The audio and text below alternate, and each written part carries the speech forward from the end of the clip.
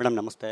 ರಾಜ್ಯದಲ್ಲಿ ಪ್ರಮುಖವಾಗಿ ಒಕ್ಕಲಿಗ ಸಮುದಾಯ ಅಂತಕ್ಕಂಥದ್ದು ಭಾಳ ನಿರ್ಧರಿತವಾಗಿರ್ತಕ್ಕಂಥದ್ದು. ಎಲ್ಲೋ ಒಂದು ಕಡೆಗೆ ರಾಜಕಾರಣ ದಿಕ್ಸೂಚನೆ ಬದಲಿಸುವಂಥ ಸಮುದಾಯ ಅಂತಕ್ಕಂಥದ್ದು ಮೂರನೇ ಸ್ಥಾನಕ್ಕೆ ಹೋಗಿದೆ. ಇದೆಲ್ಲೋ ಒಂದು ಕಡೆ ಸಮುದಾಯದ ನಾಯಕರು ಹಾಗೆ ತಮಗೂ ಕೂಡ ಬೇಸರ ಅಂತಕ್ಕಂಥದ್ದು. ಈ ವಿಚಾರವಾಗಿ ತಾವು ಹೇಳೋದಾದ್ರೆ ಮೇಡಮ್. ಇಲ್ಲಿ ಕೇವಲ ಒಂದು ಸಮಾಜದ ಪ್ರಶ್ನೆ ಅಲ್ಲ, ಒಕ್ಕಲಿಗ ಸಮಾಜ ಅಥವಾ ಲಿಂಗಾಯತ ಸಮಾಜ ಪ್ರಶ್ನೆ ಅಲ್ಲ. ಈ ಪ್ರಶ್ನೆ ಇರುವಂಥದ್ದು ಕರ್ನಾಟಕ ರಾಜ್ಯದಲ್ಲಿ ನೀವು ಯಾರನ್ನ ಮುಂದೆ ಬಿಡ್ತಾ ಇದ್ದೀರಿ, ಜನಸಂಖ್ಯೆಯನ್ನು ಹೆಚ್ಚು ಕಡಿಮೆ ತೋರಿಸಿ ಏನು ಮಾಡಕ್ಕೆ ಹೊರಟಿದ್ದೀರಿ, ಈ ಷಡ್ಯಂತ್ರದ ಬಗ್ಗೆ ಇವತ್ತು ಅರಿವು ಬರಬೇಕಾಗಿದೆ. ಒಕ್ಕಲಿಗ ಸಮಾಜಕ್ಕೆ ಅನ್ಯಾಯ ಆಗಿದೆ, ಲಿಂಗಾಯತ ಸಮಾಜಕ್ಕೆ ಅನ್ಯಾಯ ಆಗಿದೆ, ಚಿಕ್ಕ ಪುಟ್ಟ ಹಲವಾರು ಸಮಾಜಕ್ಕೆ ಅನ್ಯಾಯ ಆಗಿದೆ ಅಥವಾ ಅವರ ಸಂಖ್ಯೆಯನ್ನು ಕಡಿಮೆ ತೋರಿಸಲಾಗಿದೆ. ಇದರ ಉದ್ದೇಶ ಮುಸಲ್ಮಾನರನ್ನು ಇವತ್ತಿರುವಂಥ ಜನಸಂಖ್ಯೆಗೆ ಅವರಿಗೆ 4% ರಿಸರ್ವೇಷನ್ ಕೊಡೋಕ್ಕೆ ನೀವು ಹೊರಟಿದ್ದೀರಿ.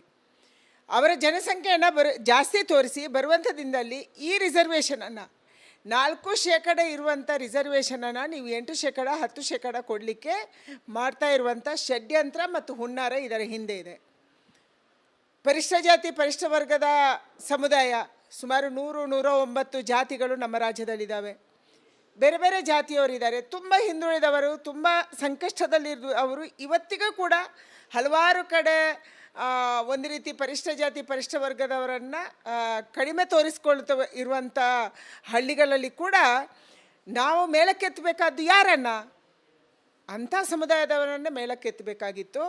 ಇದರ ಬದಲಾಗಿ ಇವತ್ತು ಜಾತಿಯನ್ನು ಒಡೆದಾಳುವಂಥ ಅನ್ಸೈಂಟಿಫಿಕ್ ಆಗಿ ಅವೈಜ್ಞಾನಿಕವಾಗಿ ಸರ್ವೆಯನ್ನು ಮಾಡಿ ಈ ಸರ್ವೆಗೆ 169 ಕೋಟಿ ರೂಪಾಯಿಗಳನ್ನು ಖರ್ಚು ಮಾಡಿ ನಮ್ಮನ್ನು ಒಡೆದಾಳುವಂಥ ನೀತಿಯನ್ನು ಕಾಂಗ್ರೆಸ್ ಮಾಡ್ತಾ ಇದೆ, ಸಿದ್ದರಾಮಯ್ಯನವ್ರು ಮಾಡ್ತಾ ಇದ್ದಾರೆ. ಇದಕ್ಕೆ ನಮ್ಮ ವಿರೋಧ ಇದೆ. ಇದು ಒಂದು ಜಾತಿಯ ಪ್ರಶ್ನೆ ಅಲ್ಲ, ಇದು ಇಡೀ ನಮ್ಮ ಹಿಂದೂ ಸಮಾಜದ ಅಸ್ತಿತ್ವದ ಪ್ರಶ್ನೆ.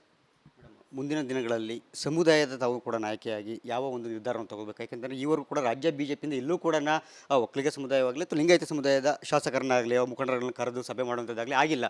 ಈಗಾಗಲೇ ಕಾಂಗ್ರೆಸ್ನಲ್ಲಿ ಅಂತ DK ಶಿವಕುಮಾರ್ ಅವರು ಕೂಡ ಒಂದು ಸಭೆಯನ್ನು ಕರೆದರು. ಈಗಾಗಲೇ ಸಮುದಾಯದ ಎಲ್ಲ ಶಾಸಕರನ್ನು ಕರೆದು ವಿಶ್ವಾಸಕ್ಕೆ ತೆಗೆದುಕೊಂಡು ಮುಂದಿನ ಹೋರಾಟದ ಬಗ್ಗೆ ಒಂದು ತೀರ್ಮಾನವನ್ನು ಕೂಡ ತಗೊಳ್ಳೋದು ಮುಂದಾಗಿದೆ. ಆದರೆ ಎಲ್ಲೋ ಒಂದು ಕಡೆ ರಾಜ್ಯ BJP ಅದಾಗಿಲ್ಲ. ತಾವು ಏನು ಹೇಳ್ತೀರಿ? ಇಲ್ಲಿ ಪ್ರಶ್ನೆ ಏನಂತಂದರೆ, ಒಂದು ಸಮುದಾಯವನ್ನು ಕೂರಿಸಿ ಸಭೆ ಕರೆದು ಮಾಡುವಂಥ ಪ್ರಶ್ನೆ ಅಲ್ಲ. ಇದರಲ್ಲಿ ಇಡೀ ಹಿಂದೂ ಸಮಾಜ ಜೋಡಣೆ ಆಗಬೇಕು. ಇನ್ನೊಂದು, ಸೆನ್ಸಸ್ ಮಾಡೋಕ್ಕೆ ರಾಜ್ಯ ಸರ್ಕಾರ ಯಾರು? ಅವ್ರಿಗೆ ಅಧಿಕಾರನೇ ಇಲ್ಲ. 1948ರ ಸೆನ್ಸಸ್ ಆ್ಯಕ್ಟಿನ ಪ್ರಕಾರ ರಾಜ್ಯ ಸರ್ಕಾರಕ್ಕೆ ಜಾತಿ ಸೆನ್ಸಸ್ ಮಾಡೋಕ್ಕೆ ಅಧಿಕಾರ ಇಲ್ಲ. ಇವರು ಒಂದು ಸಂವಿಧಾನಕ್ಕೆ ವಿರೋಧವಾಗಿ, ಆ್ಯಕ್ಟಿಗೆ ವಿರೋಧವಾಗಿ ನಡ್ಕೊಂಡಿದ್ದಾರೆ.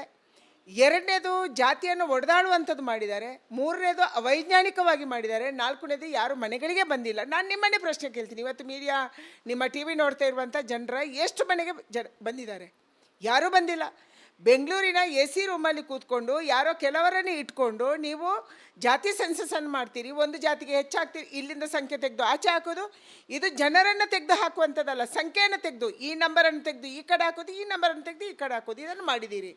ಮತ್ತು ಕೇವಲ ಅಲ್ಪಸಂಖ್ಯಾತರನ್ನು ಓಲೈಕೆ ಮಾಡೋದಕ್ಕಾಗಿ ಈ ಸೆನ್ಸಸನ್ನು ಮಾಡಿದ್ದೀರಿ. ಮತ್ತು ನಮ್ಮ ಮುಂದೆ ಇರುವಂಥ ಬಹಳ ದೊಡ್ಡ ಸವಾಲು ಮತ್ತು ಕತ್ರ ಅಂದರೆ ನಮಗಿರುವಂಥ ಆತಂಕ, ಇದು ಕೇವಲ ಮುಂದಿನ ದಿನಗಳಲ್ಲಿ ಅಲ್ಪಸಂಖ್ಯಾತರನ್ನು ಮೇಲಕ್ಕೆತ್ತೋದಕ್ಕೆ, ಅವರಿಗೆ ಹೆಚ್ಚಿನ ರಿಸರ್ವೇಷನ್ ಕೊಡೋದಕ್ಕೆ ಒಂದು ವ್ಯವಸ್ಥಿತ ಷಡ್ಯಂತ್ರ ಕರ್ನಾಟಕದಲ್ಲಿ ನಡೀತಿದೆ. ಇದಕ್ಕೆ ನಮ್ಮ ವಿರೋಧ ಇದೆ.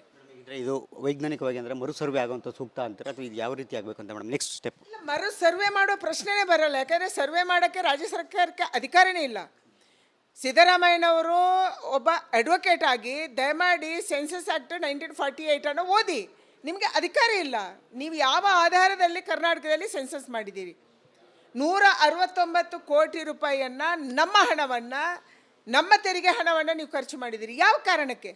ಜಾತಿಯನ್ನು ಒಡೆಯೋದಕ್ಕೆ, ನಮ್ಮಲ್ಲಿ ಪರಸ್ಪರ ಬಿರುಕು ಮೂಡಿಸೋದಕ್ಕೆ, ಜಾತಿಯನ್ನು ಒಡೆಯೋದಕ್ಕೆ. ಅಂದರೆ ಜಾತಿ ಸಬ್ಜಾತಿಯನ್ನು ಒಡೆದು ಬಿಟ್ಟು ಸಮಾಜವನ್ನು ಹಾಳು ಮಾಡೋದಕ್ಕೆ, ಅದರ ಮೂಲಕ ಅಧಿಕಾರವಾದ ಕುರ್ಚಿಯನ್ನು ಉಳಿಸ್ಕೊಳ್ಳೋಕ್ಕೆ ನೀವು ಪ್ರಯತ್ನ ಮಾಡ್ತಾ ಇದ್ದೀರಿ. ಇದಕ್ಕೆ ನಮ್ಮ ವಿರೋಧ ಇದೆ. ಕಾಂತರಾಜ್ ಆಯೋಗದ ವರದಿ ಬೇಡ ಆಗಿದ್ರೆ ಕಾಂತರಾಜ್ ಆಯೋಗದ ವರದಿಯನ್ನು ರಿಜೆಕ್ಟ್ ಮಾಡಬೇಕು. ಯಾವುದೇ ಕಾರಣಕ್ಕೆ ಇದನ್ನು ಒಪ್ಕೊಳ್ಬಾರ್ದು ಮತ್ತು ಸರ್ಕಾರ ಇದನ್ನು ಆಕ್ಸೆಪ್ಟ್ ಮಾಡಬಾರ್ದು.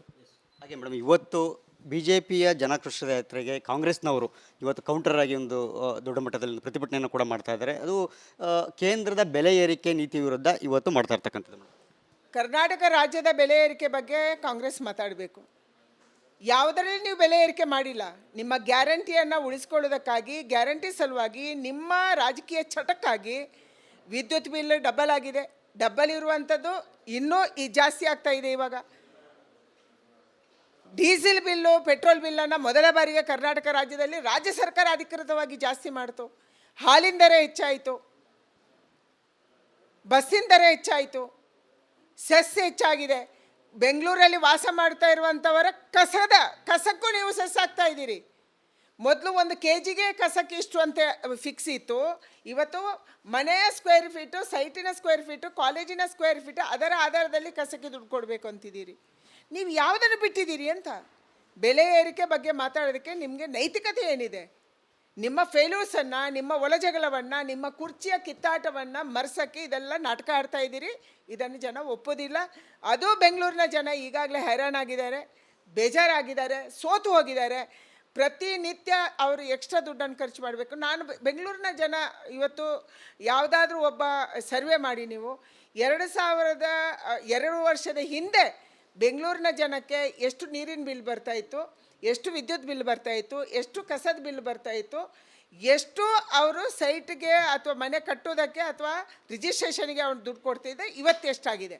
ಇದನ್ನು ಒಂದು ಸರ್ವೆ ತೊಗೊಂಡ್ರೆ ನಿಜವಾಗ್ಲೂ ಆತಂಕ ಆಗುತ್ತೆ. ಈ ಸರ್ಕಾರ ಏನು ಮಾಡ್ತಿದೆ? ನಮ್ಮನ್ನು ಲೂಟಿ ಮಾಡ್ತಾ ಇದೆ, ಸ್ಕ್ವೀಸ್ ಮಾಡ್ತಾ ಇದೆ, ಹಿಂಡ್ತಾ ಇದೆ.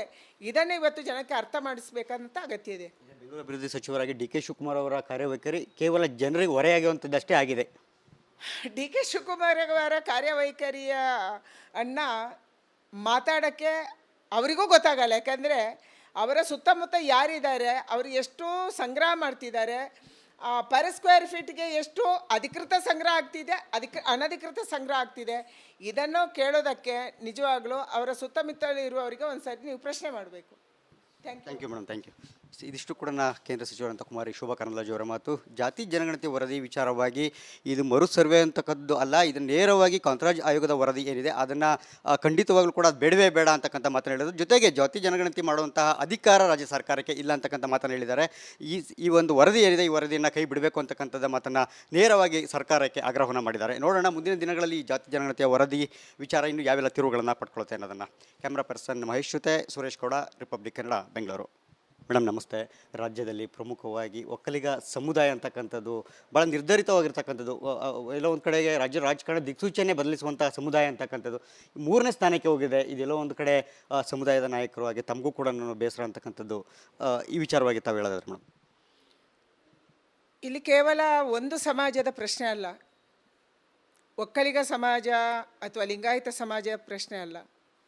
ಈ ಪ್ರಶ್ನೆ ಇರುವಂಥದ್ದು ಕರ್ನಾಟಕ ರಾಜ್ಯದಲ್ಲಿ ನೀವು ಯಾರನ್ನು ಮುಂದೆ ಬಿಡ್ತಾ ಇದ್ದೀರಿ, ಜನಸಂಖ್ಯೆಯನ್ನು ಹೆಚ್ಚು ಕಡಿಮೆ ತೋರಿಸಿ ಏನು ಮಾಡಕ್ಕೆ ಹೊರಟಿದ್ದೀರಿ, ಈ ಷಡ್ಯಂತ್ರದ ಬಗ್ಗೆ ಇವತ್ತು ಅರಿವು ಬರಬೇಕಾಗಿದೆ. ಒಕ್ಕಲಿಗ ಸಮಾಜಕ್ಕೆ ಅನ್ಯಾಯ ಆಗಿದೆ, ಲಿಂಗಾಯತ ಸಮಾಜಕ್ಕೆ ಅನ್ಯಾಯ ಆಗಿದೆ, ಚಿಕ್ಕ ಪುಟ್ಟ ಹಲವಾರು ಸಮಾಜಕ್ಕೆ ಅನ್ಯಾಯ ಆಗಿದೆ ಅಥವಾ ಅವರ ಸಂಖ್ಯೆಯನ್ನು ಕಡಿಮೆ ತೋರಿಸಲಾಗಿದೆ. ಇದರ ಉದ್ದೇಶ ಮುಸಲ್ಮಾನರನ್ನು ಇವತ್ತಿರುವಂಥ ಜನಸಂಖ್ಯೆಗೆ ಅವರಿಗೆ 4% ರಿಸರ್ವೇಷನ್ ಕೊಡೋಕ್ಕೆ ನೀವು ಹೊರಟಿದ್ದೀರಿ. ಅವರ ಜನಸಂಖ್ಯೆಯನ್ನು ಜಾಸ್ತಿ ತೋರಿಸಿ ಬರುವಂಥ ದಿನದಲ್ಲಿ ಈ ರಿಸರ್ವೇಷನನ್ನು 4% ಇರುವಂಥ ರಿಸರ್ವೇಷನನ್ನು ನೀವು 8%, 10% ಕೊಡಲಿಕ್ಕೆ ಮಾಡ್ತಾ ಇರುವಂಥ ಷಡ್ಯಂತ್ರ ಮತ್ತು ಹುನ್ನಾರ ಇದರ ಹಿಂದೆ ಇದೆ. ಪರಿಶಿಷ್ಟ ಜಾತಿ ಪರಿಶಿಷ್ಟ ವರ್ಗದ ಸಮುದಾಯ ಸುಮಾರು 100-109 ಜಾತಿಗಳು ನಮ್ಮ ರಾಜ್ಯದಲ್ಲಿದ್ದಾವೆ. ಬೇರೆ ಬೇರೆ ಜಾತಿಯವರಿದ್ದಾರೆ, ತುಂಬ ಹಿಂದುಳಿದವರು, ತುಂಬ ಸಂಕಷ್ಟದಲ್ಲಿರುವ ಅವರು ಇವತ್ತಿಗೂ ಕೂಡ ಹಲವಾರು ಕಡೆ ಒಂದು ರೀತಿ ಪರಿಶಿಷ್ಟ ಜಾತಿ ಪರಿಶಿಷ್ಟ ವರ್ಗದವರನ್ನು ಕಡಿಮೆ ತೋರಿಸ್ಕೊಳ್ತಾ ಇರುವಂಥ ಹಳ್ಳಿಗಳಲ್ಲಿ ಕೂಡ ನಾವು ಮೇಲಕ್ಕೆತ್ತಬೇಕಾದ್ದು ಯಾರನ್ನು? ಅಂಥ ಸಮುದಾಯದವರನ್ನೇ ಮೇಲಕ್ಕೆತ್ತಬೇಕಾಗಿತ್ತು. ಇದರ ಬದಲಾಗಿ ಇವತ್ತು ಜಾತಿಯನ್ನು ಒಡೆದಾಳುವಂಥ ಅನ್ಸೈಂಟಿಫಿಕ್ ಆಗಿ ಅವೈಜ್ಞಾನಿಕವಾಗಿ ಸರ್ವೆಯನ್ನು ಮಾಡಿ ಈ ಸರ್ವೆಗೆ 169 ಕೋಟಿ ರೂಪಾಯಿಗಳನ್ನು ಖರ್ಚು ಮಾಡಿ ನಮ್ಮನ್ನು ಒಡೆದಾಳುವಂಥ ನೀತಿಯನ್ನು ಕಾಂಗ್ರೆಸ್ ಮಾಡ್ತಾ ಇದೆ, ಸಿದ್ದರಾಮಯ್ಯನವ್ರು ಮಾಡ್ತಾ ಇದ್ದಾರೆ. ಇದಕ್ಕೆ ನಮ್ಮ ವಿರೋಧ ಇದೆ. ಇದು ಒಂದು ಜಾತಿಯ ಪ್ರಶ್ನೆ ಅಲ್ಲ, ಇದು ಇಡೀ ನಮ್ಮ ಹಿಂದೂ ಸಮಾಜದ ಅಸ್ತಿತ್ವದ ಪ್ರಶ್ನೆ. ಮುಂದಿನ ದಿನಗಳಲ್ಲಿ ಸಮುದಾಯದ ತಾವು ಕೂಡ ನಾಯಕಿಯಾಗಿ ಯಾವ ಒಂದು ನಿರ್ಧಾರವನ್ನು ತಗೋಬೇಕು? ಯಾಕೆಂದರೆ ಇವರು ಕೂಡ ರಾಜ್ಯ ಬಿಜೆಪಿಯಿಂದ ಎಲ್ಲೂ ಕೂಡ ಒಕ್ಕಲಿಗ ಸಮುದಾಯವಾಗಲಿ ಅಥವಾ ಲಿಂಗಾಯತ ಸಮುದಾಯದ ಶಾಸಕರನ್ನಾಗಲಿ ಮುಖಂಡರನ್ನು ಕರೆದು ಸಭೆ ಮಾಡುವಂಥದ್ದಾಗಲಿ ಆಗಿಲ್ಲ. ಈಗಾಗಲೇ ಕಾಂಗ್ರೆಸ್ನಲ್ಲಿ ಅಂತ ಡಿ ಕೆ ಶಿವಕುಮಾರ್ ಅವರು ಕೂಡ ಒಂದು ಸಭೆಯನ್ನು ಕರೆದರು. ಈಗಾಗಲೇ ಸಮುದಾಯದ ಎಲ್ಲ ಶಾಸಕರನ್ನು ಕರೆದು ವಿಶ್ವಾಸಕ್ಕೆ ತೆಗೆದುಕೊಂಡು ಮುಂದಿನ ಹೋರಾಟದ ಬಗ್ಗೆ ಒಂದು ತೀರ್ಮಾನವನ್ನು ಕೂಡ ತಗೊಳ್ಳೋದು ಮುಂದಾಗಿದೆ. ಆದರೆ ಎಲ್ಲೋ ಒಂದು ಕಡೆ ಬಿಜೆಪಿ ರಾಜ್ಯ ಬಿಜೆಪಿ ಅದಾಗಿಲ್ಲ. ತಾವು ಏನು ಹೇಳ್ತೀರಿ? ಇಲ್ಲಿ ಪ್ರಶ್ನೆ ಏನಂತಂದರೆ, ಒಂದು ಸಮುದಾಯವನ್ನು ಕೂರಿಸಿ ಸಭೆ ಕರೆದು ಮಾಡುವಂಥ ಪ್ರಶ್ನೆ ಅಲ್ಲ. ಇದರಲ್ಲಿ ಇಡೀ ಹಿಂದೂ ಸಮಾಜ ಜೋಡಣೆ ಆಗಬೇಕಾಗಿದೆ. ಇನ್ನೊಂದು, ಸೆನ್ಸಸ್ ಮಾಡೋಕ್ಕೆ ರಾಜ್ಯ ಸರ್ಕಾರ ಯಾರು? ಅವ್ರಿಗೆ ಅಧಿಕಾರನೇ ಇಲ್ಲ. 1948 ಸೆನ್ಸಸ್ ಆ್ಯಕ್ಟಿನ ಪ್ರಕಾರ ರಾಜ್ಯ ಸರ್ಕಾರಕ್ಕೆ ಜಾತಿ ಸೆನ್ಸಸ್ ಮಾಡೋಕ್ಕೆ ಅಧಿಕಾರ ಇಲ್ಲ.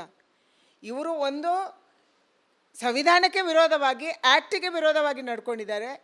ಎರಡನೇದು, ಜಾತಿಯನ್ನು ಒಡೆದಾಡುವಂಥದ್ದು ಮಾಡಿದ್ದಾರೆ. ಮೂರನೇದು, ಅವೈಜ್ಞಾನಿಕವಾಗಿ ಮಾಡಿದ್ದಾರೆ. ನಾಲ್ಕನೇದು, ಯಾರು ಮನೆಗಳಿಗೆ ಬಂದಿಲ್ಲ. ನಾನು ನಿಮ್ಮನ್ನೇ ಪ್ರಶ್ನೆ ಕೇಳ್ತೀನಿ, ಇವತ್ತು ಮೀಡಿಯಾ, ನಿಮ್ಮ ಟಿ ವಿ ನೋಡ್ತಾ ಇರುವಂಥ ಜನರ ಎಷ್ಟು ಮನೆಗೆ ಬಂದಿದ್ದಾರೆ? ಯಾರೂ ಬಂದಿಲ್ಲ. ಬೆಂಗಳೂರಿನ ಎ ಸಿ ರೂಮಲ್ಲಿ ಕೂತ್ಕೊಂಡು ಯಾರೋ ಕೆಲವರನ್ನೇ ಇಟ್ಕೊಂಡು ನೀವು ಜಾತಿ ಸೆನ್ಸಸನ್ನು ಮಾಡ್ತೀರಿ. ಒಂದು ಜಾತಿಗೆ ಹೆಚ್ಚಾಗ್ತೀರಿ, ಇಲ್ಲಿಂದ ಸಂಖ್ಯೆ ತೆಗೆದು ಆಚೆ ಹಾಕೋದು. ಇದು ಜನರನ್ನು ತೆಗೆದು ಹಾಕುವಂಥದ್ದಲ್ಲ, ಸಂಖ್ಯೆಯನ್ನು ತೆಗೆದು ಈ ನಂಬರನ್ನು ತೆಗೆದು ಈ ಕಡೆ ಹಾಕೋದು, ಈ ನಂಬರನ್ನು ತೆಗೆದು ಈ ಕಡೆ ಹಾಕೋದು, ಇದನ್ನು ಮಾಡಿದ್ದೀರಿ. ಮತ್ತು ಕೇವಲ ಅಲ್ಪಸಂಖ್ಯಾತರನ್ನು ಓಲೈಕೆ ಮಾಡೋದಕ್ಕಾಗಿ ಈ ಸೆನ್ಸಸನ್ನು ಮಾಡಿದ್ದೀರಿ. ಮತ್ತು ನಮ್ಮ ಮುಂದೆ ಇರುವಂಥ ಬಹಳ ದೊಡ್ಡ ಸವಾಲು ಮತ್ತು ಕತ್ರ ಅಂದರೆ ನಮಗಿರುವಂಥ ಆತಂಕ, ಇದು ಕೇವಲ ಮುಂದಿನ ದಿನಗಳಲ್ಲಿ ಅಲ್ಪಸಂಖ್ಯಾತರನ್ನು ಮೇಲಕ್ಕೆತ್ತೋದಕ್ಕೆ, ಅವರಿಗೆ ಹೆಚ್ಚಿನ ರಿಸರ್ವೇಷನ್ ಕೊಡೋದಕ್ಕೆ ಒಂದು ವ್ಯವಸ್ಥಿತ ಷಡ್ಯಂತ್ರ ಕರ್ನಾಟಕದಲ್ಲಿ ನಡೀತಿದೆ. ಇದಕ್ಕೆ ನಮ್ಮ ವಿರೋಧ ಇದೆ. ಅಂದರೆ ಇದು ವೈಜ್ಞಾನಿಕವಾಗಿ ಅಂದರೆ ಮರು ಸರ್ವೆ ಆಗುವಂಥ ಸೂಕ್ತ ಅಂತಾರೆ ಅಥವಾ ಇದು ಯಾವ ರೀತಿ ಆಗಬೇಕು ಅಂತ ಮೇಡಮ್ ನೆಕ್ಸ್ಟ್ ಸ್ಟೆಪ್? ಮರು ಸರ್ವೆ ಮಾಡೋ ಪ್ರಶ್ನೆನೇ ಬರಲ್ಲ. ಯಾಕಂದರೆ ಸರ್ವೆ ಮಾಡೋಕ್ಕೆ ರಾಜ್ಯ ಸರ್ಕಾರಕ್ಕೆ ಅಧಿಕಾರನೇ ಇಲ್ಲ. ಸಿದ್ದರಾಮಯ್ಯನವರು ಒಬ್ಬ ಅಡ್ವೊಕೇಟ್ ಆಗಿ ದಯಮಾಡಿ ಸೆನ್ಸಸ್ ಆ್ಯಕ್ಟ್ 1948 ಓದಿ. ನಿಮಗೆ ಅಧಿಕಾರ ಇಲ್ಲ. ನೀವು ಯಾವ ಆಧಾರದಲ್ಲಿ ಕರ್ನಾಟಕದಲ್ಲಿ ಸೆನ್ಸಸ್ ಮಾಡಿದ್ದೀರಿ? 169 ಕೋಟಿ ರೂಪಾಯಿಯನ್ನು, ನಮ್ಮ ಹಣವನ್ನು, ನಮ್ಮ ತೆರಿಗೆ ಹಣವನ್ನು ನೀವು ಖರ್ಚು ಮಾಡಿದ್ದೀರಿ. ಯಾವ ಕಾರಣಕ್ಕೆ? ಜಾತಿಯನ್ನು ಒಡೆಯೋದಕ್ಕೆ, ನಮ್ಮಲ್ಲಿ ಪರಸ್ಪರ ಬಿರುಕು ಮೂಡಿಸೋದಕ್ಕೆ, ಜಾತಿಯನ್ನು ಒಡೆಯೋದಕ್ಕೆ. ಅಂದರೆ ಜಾತಿ ಸಬ್ಜಾತಿಯನ್ನು ಒಡೆದು ಬಿಟ್ಟು ಸಮಾಜವನ್ನು ಹಾಳು ಮಾಡೋದಕ್ಕೆ, ಅದರ ಮೂಲಕ ಅಧಿಕಾರದ ಕುರ್ಚಿಯನ್ನು ಉಳಿಸ್ಕೊಳ್ಳೋಕ್ಕೆ ನೀವು ಪ್ರಯತ್ನ ಮಾಡ್ತಾ ಇದ್ದೀರಿ. ಇದಕ್ಕೆ ನಮ್ಮ ವಿರೋಧ ಇದೆ. ಕಾಂತರಾಜ್ ಆಯೋಗದ ವರದಿ ಬೇಡ ಆಗಿದ್ರೆ ಕಾಂತರಾಜ ಆಯೋಗದ ವರದಿಯನ್ನು ರಿಜೆಕ್ಟ್ ಮಾಡಬೇಕು. ಯಾವುದೇ ಕಾರಣಕ್ಕೆ ಇದನ್ನು ಒಪ್ಕೊಳ್ಬಾರ್ದು ಮತ್ತು ಸರ್ಕಾರ ಇದನ್ನು ಆಕ್ಸೆಪ್ಟ್ ಮಾಡಬಾರ್ದು. ಹಾಗೆ ಮೇಡಮ್, ಇವತ್ತು ಬಿ ಜೆ ಪಿಯ ಜನಾಕ್ರೋಶದ ಯಾತ್ರೆಗೆ ಕಾಂಗ್ರೆಸ್ನವರು ಇವತ್ತು ಕೌಂಟರ್ ಆಗಿ ಒಂದು ದೊಡ್ಡ ಮಟ್ಟದಲ್ಲಿ ಪ್ರತಿಭಟನೆಯನ್ನು ಕೂಡ ಮಾಡ್ತಾ ಇದ್ದಾರೆ. ಅದು ಕೇಂದ್ರದ ಬೆಲೆ ಏರಿಕೆ ನೀತಿ ವಿರುದ್ಧ ಇವತ್ತು ಮಾಡ್ತಾ ಇರ್ತಕ್ಕಂಥದ್ದು. ಕರ್ನಾಟಕ ರಾಜ್ಯದ ಬೆಲೆ ಏರಿಕೆ ಬಗ್ಗೆ ಕಾಂಗ್ರೆಸ್ ಮಾತಾಡಬೇಕು. ಯಾವುದರಲ್ಲಿ ನೀವು ಬೆಲೆ ಏರಿಕೆ ಮಾಡಿಲ್ಲ. ನಿಮ್ಮ ಗ್ಯಾರಂಟಿಯನ್ನು ಉಳಿಸ್ಕೊಳ್ಳೋದಕ್ಕಾಗಿ, ಗ್ಯಾರಂಟಿ ಸಲುವಾಗಿ, ನಿಮ್ಮ ರಾಜಕೀಯ ಚಟಕ್ಕಾಗಿ ವಿದ್ಯುತ್ ಬಿಲ್ ಡಬಲ್ ಆಗಿದೆ. ಡಬಲ್ ಇರುವಂಥದ್ದು ಇನ್ನೂ ಜಾಸ್ತಿ ಆಗ್ತಾ ಇದೆ. ಇವಾಗ ಡೀಸೆಲ್ ಬಿಲ್ಲು, ಪೆಟ್ರೋಲ್ ಬಿಲ್ಲನ್ನು ಮೊದಲ ಬಾರಿಗೆ ಕರ್ನಾಟಕ ರಾಜ್ಯದಲ್ಲಿ ರಾಜ್ಯ ಸರ್ಕಾರ ಅಧಿಕೃತವಾಗಿ ಜಾಸ್ತಿ ಮಾಡ್ತು. ಹಾಲಿನ ದರ ಹೆಚ್ಚಾಯಿತು, ಬಸ್ಸಿನ ದರ ಹೆಚ್ಚಾಯಿತು, ಸೆಸ್ ಹೆಚ್ಚಾಗಿದೆ. ಬೆಂಗಳೂರಲ್ಲಿ ವಾಸ ಮಾಡ್ತಾ ಇರುವಂಥವರ ಕಸಕ್ಕೂ ನೀವು ಸೆಸ್ ಆಗ್ತಾ ಇದ್ದೀರಿ. ಮೊದಲು 1 kgಗೆ ಕಸಕ್ಕೆ ಇಷ್ಟು ಅಂತ ಫಿಕ್ಸ್ ಇತ್ತು. ಇವತ್ತು ಮನೆಯ ಸ್ಕ್ವೇರ್ ಫೀಟು, ಸೈಟಿನ ಸ್ಕ್ವೇರ್ ಫೀಟು, ಕಾಲೇಜಿನ ಸ್ಕ್ವೇರ್ ಫೀಟು, ಅದರ ಆಧಾರದಲ್ಲಿ ಕಸಕ್ಕೆ ದುಡ್ಡು ಕೊಡಬೇಕು ಅಂತಿದ್ದೀರಿ. ನೀವು ಯಾವುದನ್ನು ಬಿಟ್ಟಿದ್ದೀರಿ ಅಂತ? ಬೆಲೆ ಏರಿಕೆ ಬಗ್ಗೆ ಮಾತಾಡೋದಕ್ಕೆ ನಿಮಗೆ ನೈತಿಕತೆ ಏನಿದೆ?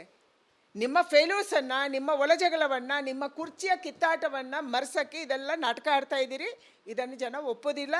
ಅದು ಬೆಂಗಳೂರಿನ ಜನ ಈಗಾಗಲೇ ಹೈರಾಣಾಗಿದ್ದಾರೆ, ಬೇಜಾರಾಗಿದ್ದಾರೆ, ಸೋತು ಹೋಗಿದ್ದಾರೆ.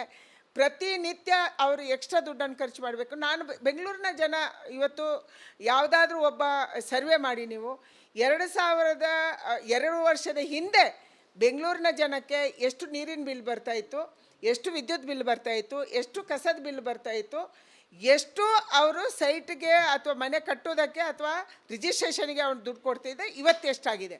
ಇದನ್ನೋ ಒಂದು ಸರ್ವೆ ತೊಗೊಂಡ್ರೆ ನಿಜವಾಗ್ಲೂ ಆತಂಕ ಆಗುತ್ತೆ. ಈ ಸರ್ಕಾರ ಏನು ಮಾಡ್ತಿದೆ? ನಮ್ಮನ್ನು ಲೂಟಿ ಮಾಡ್ತಾ ಇದೆ, ಸ್ಕ್ವೀಸ್ ಮಾಡ್ತಾ ಇದೆ, ಹಿಂಡ್ತಾ ಇದೆ. ಇದನ್ನು ಇವತ್ತು ಜನಕ್ಕೆ ಅರ್ಥ ಮಾಡಿಸ್ಬೇಕಂತ ಅಗತ್ಯ ಇದೆ. ಬೆಂಗಳೂರು ಅಭಿವೃದ್ಧಿ ಸಚಿವರಾಗಿ ಡಿ ಕೆ ಶಿವಕುಮಾರ್ ಅವರ ಕಾರ್ಯವೈಖರಿ ಕೇವಲ ಜನರಿಗೆ ಹೊರೆಯಾಗುವಂಥದ್ದಷ್ಟೇ ಆಗಿದೆ. ಡಿ ಕೆ ಶಿವಕುಮಾರ್ ಅವರ ಕಾರ್ಯವೈಖರಿಯ ಮಾತಾಡೋಕ್ಕೆ ಅವರಿಗೂ ಗೊತ್ತಾಗಲ್ಲ. ಯಾಕಂದರೆ ಅವರ ಸುತ್ತಮುತ್ತ ಯಾರಿದ್ದಾರೆ, ಅವರು ಎಷ್ಟು ಸಂಗ್ರಹ ಮಾಡ್ತಿದ್ದಾರೆ, ಪರ್ ಸ್ಕ್ವೇರ್ ಫೀಟ್ಗೆ ಎಷ್ಟು ಅಧಿಕೃತ ಸಂಗ್ರಹ ಆಗ್ತಿದೆ, ಅನಧಿಕೃತ ಸಂಗ್ರಹ ಆಗ್ತಿದೆ, ಇದನ್ನು ಕೇಳೋದಕ್ಕೆ ನಿಜವಾಗ್ಲೂ ಅವರ ಸುತ್ತಮುತ್ತಲು ಇರುವವರಿಗೆ ಒಂದು ಸರಿ ನೀವು ಪ್ರಶ್ನೆ ಮಾಡಬೇಕು. Thank you madam, thank you. ಇದಿಷ್ಟು ಕೂಡ ಕೇಂದ್ರ ಸಚಿವರಂತ ಕುಮಾರಿ ಶೋಭಾ ಕರಂದ್ಲಾಜೆ ಅವರ ಮಾತು. ಜಾತಿ ಜನಗಣತಿ ವರದಿ ವಿಚಾರವಾಗಿ ಇದು ಮರು ಸರ್ವೆ ಅಂತಕ್ಕದ್ದು ಅಲ್ಲ, ಇದು ನೇರವಾಗಿ ಕಾಂತರಾಜ್ ಆಯೋಗದ ವರದಿ ಏನಿದೆ ಅದನ್ನು ಖಂಡಿತವಾಗ್ಲೂ ಕೂಡ ಅದು ಬೇಡವೇ ಬೇಡ ಅಂತಕ್ಕಂಥ ಮಾತನ್ನು ಹೇಳಿದ್ರು. ಜೊತೆಗೆ ಜಾತಿ ಜನಗಣತಿ ಮಾಡುವಂತಹ ಅಧಿಕಾರ ರಾಜ್ಯ ಸರ್ಕಾರಕ್ಕೆ ಇಲ್ಲ ಅಂತಕ್ಕಂಥ ಮಾತನ್ನು ಹೇಳಿದ್ದಾರೆ. ಈ ಒಂದು ವರದಿ ಏನಿದೆ ಈ ವರದಿಯನ್ನು ಕೈ ಬಿಡಬೇಕು ಅಂತಕ್ಕಂಥದ್ದು ಮಾತನ್ನು ನೇರವಾಗಿ ಸರ್ಕಾರಕ್ಕೆ ಆಗ್ರಹವನ್ನು ಮಾಡಿದ್ದಾರೆ. ನೋಡೋಣ ಮುಂದಿನ ದಿನಗಳಲ್ಲಿ ಈ ಜಾತಿ ಜನಗಣತಿಯ ವರದಿ ವಿಚಾರ ಇನ್ನು ಯಾವೆಲ್ಲ ತಿರುವುಗಳನ್ನು ಪಡ್ಕೊಳುತ್ತೆ ಅನ್ನೋದನ್ನು. ಕ್ಯಾಮ್ರಾ ಪರ್ಸನ್ ಮಹೇಶ್ ಜೊತೆ ಸುರೇಶ್ ಗೌಡ, ರಿಪಬ್ಲಿಕ್ ಕನ್ನಡ, ಬೆಂಗಳೂರು.